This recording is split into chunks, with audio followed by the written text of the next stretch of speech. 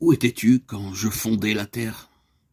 Dès ses premiers mots, Dieu met Job à la place qui lui convient, celle de la créature devant son créateur. À Tsophar, Job avait dit dans son indignation, « J'ai de l'intelligence aussi, moi. » La première question que lui pose Dieu lui fait comme toucher du doigt sa petitesse et les limites de son intelligence. S'il a de la sagesse, qu'il dise donc au Créateur le mystère de son existence. Où était-il quand la terre fut fondée et que les étoiles du matin éclataient en chant d'allégresse?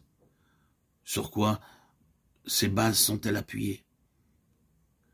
Qui en a posé la pierre angulaire?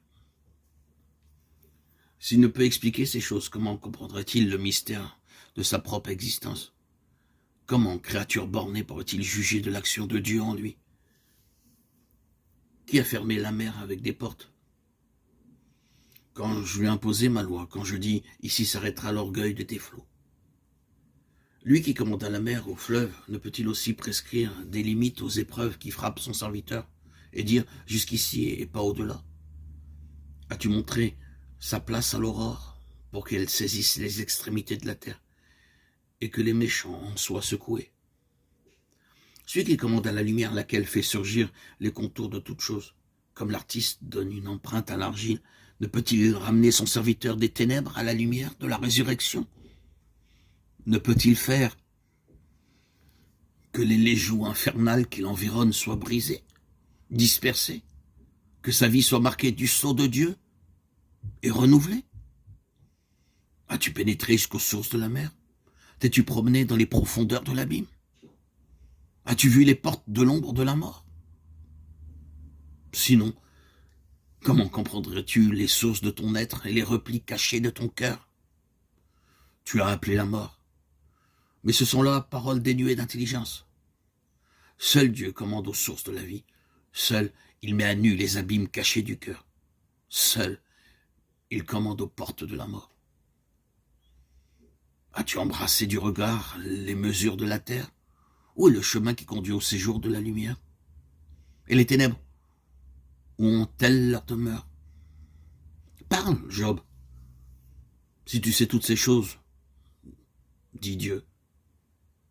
Et s'il ne peut répondre sur aucune, comment comprendrait-il de quelle manière il doit être conduit vers celui qui est la lumière même, la source de toute lumière, pour tous et racheter? Es-tu parvenu jusqu'au trésor de neige et de grêle que je tiens en réserve pour les temps de détresse, pour les jours de guerre et de bataille? Job avait parlé du combat que l'homme doit soutenir ici-bas. Soupçonnait-il quelque chose de la guerre qui se poursuit dans les lieux célestes? Entre Michel et ses anges et le diable et ses anges, guerre dont il est question dans l'Apocalypse. Y a-t-il une allusion à ce combat dans les lieux célestes? Le vent impétueux, la tempête, la flamme dévorante, il y a une flamme qui ne dévore pas. L'éclair, la grêle font partie de l'arsenal du Tout-Puissant. Le prophète Daniel annonce un temps de détresse comme il n'y a encore jamais eu ici-bas. Alors, l'Éternel saisira dans son arsenal les armes de son indignation. Puisque tout est à la disposition de Dieu et que ses ressources sont infinies, mieux vaut lui remettre sa cause. Bien mieux que Job, il peut faire reculer l'adversaire, l'accusateur. La lumière, le vent d'est, l'éclair, la pluie, la rosée, la glace, le gel, tout cela est aux ordres du Créateur. Les forces mauvaises qui enveloppent et assaillent Job doivent aussi lui obéir, de sorte que son serviteur sortira triomphant de l'épreuve et avec une vie renouvelée. Peux-tu lier, délier, conduire, guider les étoiles dans leur course? Connais-tu les lois du ciel? Règnes-tu son pouvoir sur la terre? Peux-tu lancer des éclairs, commander aux nuées, déverser les outres des cieux qui font ruisseler la poussière et se coller ensemble les mottes de la terre? Il est heureux que Job ait été fortifié avant que Dieu commence à te parler, car l'esprit de l'homme, limité et rapidement écrasé par ce qui le dépasse.